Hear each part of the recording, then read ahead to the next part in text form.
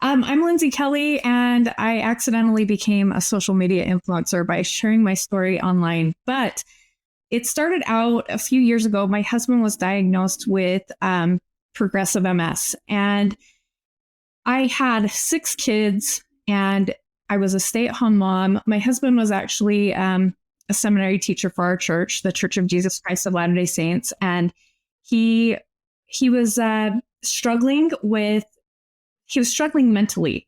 And so let me take you back to when we first got married. My husband was actually diagnosed with relapsing remitting MS when he was 17. So when he and I got married, I thought at some point he's going to be in a wheelchair. That was just kind of my thinking because I knew people with MS. Well, my only point of reference at that time was my parents' really good friend. He had MS and he was in a wheelchair like my whole life. So at some point I thought, okay, my husband's going to be in a wheelchair. And shortly after we got married, he had some physical symptoms. So that kind of, confirmed my thought process.